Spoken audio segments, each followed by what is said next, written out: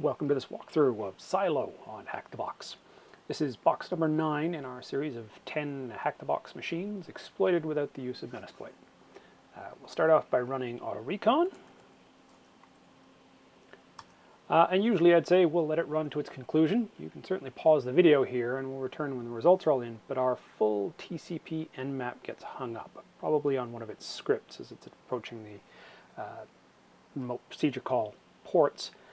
So you can go ahead and stop it after all of the other scans are done. The TCP port 80 NICTO scan will probably be the last, and then we can rerun a full TCP nmap scan manually. Alright, so I've stopped auto recon. We'll go back to our old nmap setup with all of the scripts, all of the versioning information, all of the ports for this address, and let it run for a couple of minutes. And if this doesn't come back in a reasonable amount of time, feel free to stop it. We've got the quick results from auto recon to work from.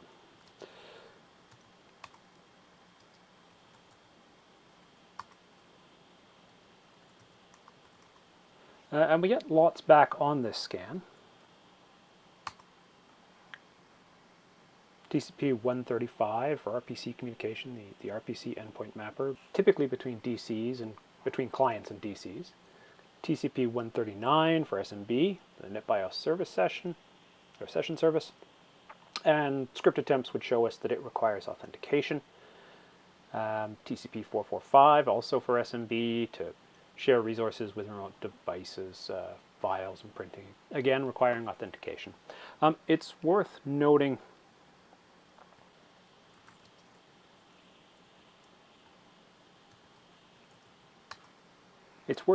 here that SMB v1 is allowed, and that probably shouldn't be the case. SMB version 1 lacks significant security protections, including authentication, encryption, message signing, other person-in-the-middle protections. Unless you need the machine to communicate with an SMB v1 only machine, that is a Windows XP box or a Windows Server 2003 machine, then SMB v1 should be disabled. We see ports 49,152 through 49,155 and 160, 161. These are all Microsoft Windows remote procedure calls. They're open for traffic to and from other machines. Scrolling up, we do have port 80. And if we browse to that page,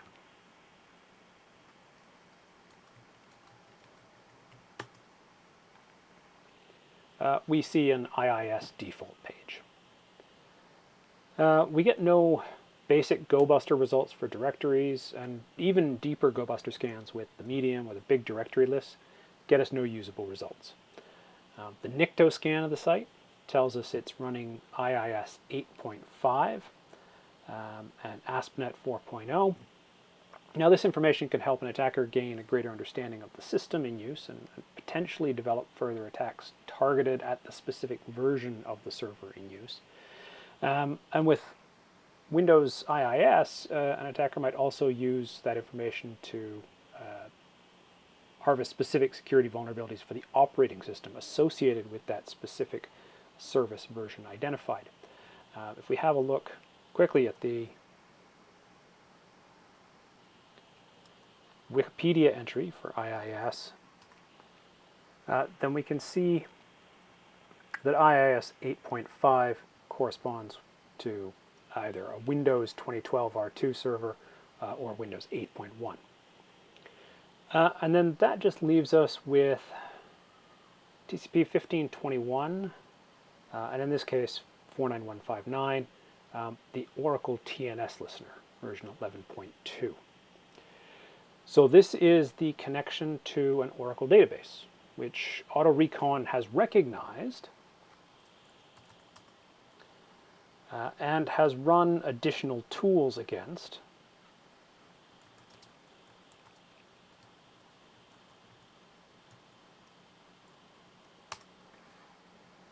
Those being OSCanner and TNS CMD 10G. Now, unfortunately, we don't get any sensible results out of this. it fails to find any SIDs, which are the unique site identifier for a database.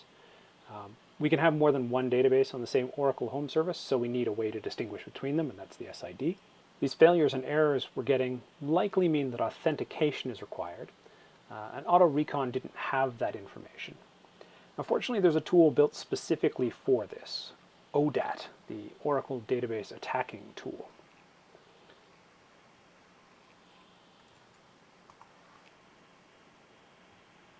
Available on GitHub. And so we can have it brute force SIDs using the SID guesser option. So we provide it with the IP that we're attacking and the port number. We could leave the port number off. By default, it would be 1521. That's the port for Oracle databases. And it will attempt to brute force the SID available on this machine based on a list of default and well-known SIDs.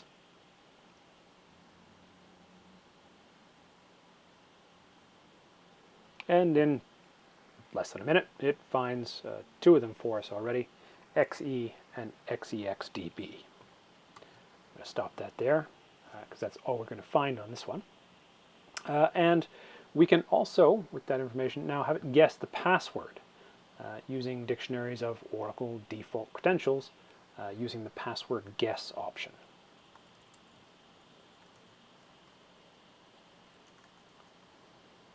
So at this time, we'll give it the IP that we're attacking and the SID. We'll tell it to continue without asking.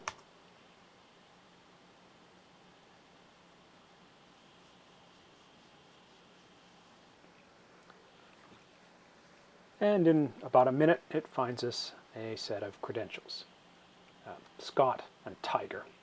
So these are default credentials for the Oracle database. It's actually the last name of one of the Oracle Database Engine developers, Bruce Scott, and the name of his cat, Tiger. And they come with some pretty hefty permissions, including DBA, the Database Administrator Privilege. So our next step is to create a Windows reverse shell executable.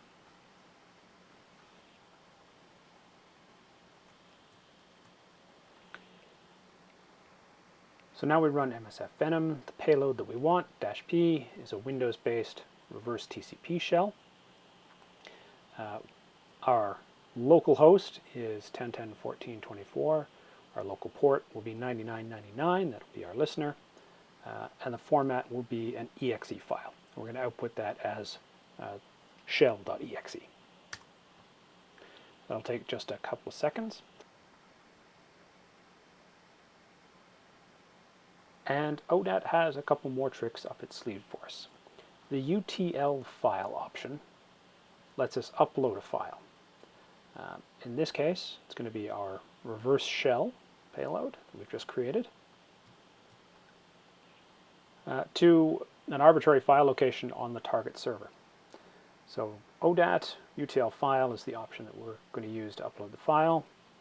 To our IP is selected, to database SID XE, username Scott, password Tiger, and the option put file. The destination for it, we'll put it into C users public, which should be accessible to everyone. And shell.exe is the name of the file that we're going to call it from the local file shell.exe. And unfortunately, that fails as is due to insufficient privileges. But if we have a look around for examples of ODAT usage, we'll come across the --sysdba flag. As I mentioned, the sysdba is an administrative privilege required to perform high-level administrative operations such as creating and starting up and shutting down, backing up, recovering the database. The sysdba system privilege is for fully empowered database administrators. So we can try it again. And it fails again.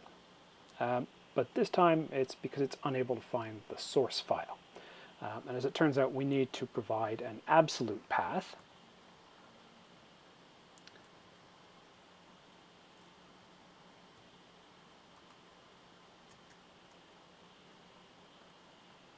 So in this case, root results 10.10.10.82 scans and our shell exe, because this is where we created our script using MSF Venom. Run that again. And finally, our payload is uploaded successfully. So our next step is to run a listener on port 9999. And the final helping hand that we get from ODAT is the ability to execute arbitrary binaries on the target server using the external table option. So again, we provided our IP, our SID, username, password, and we're going to have it execute C users public, in the C users public directory, the shell exe file. And we'll slip it our sysdba option as well.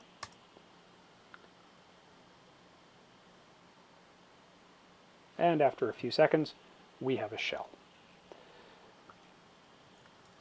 And running Who Am I? We can see that we're running as NT authority system. So we have full access to the user and root flag files. In this case, the user is Phineas.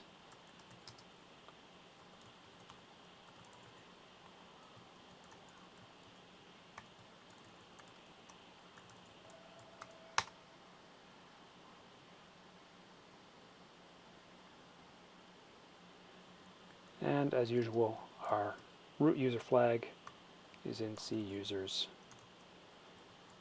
administrator in their desktop, root.txt, and so that displays well. So this Oracle database service succumbs quite easily to the ODAT tool, but really only because of all of the default settings left in place. The XE and the XEXDB SIDs are present in dictionaries of known default SIDs, and the Scott Tiger credentials have been defaults for an Oracle demonstration database schema since the 80s.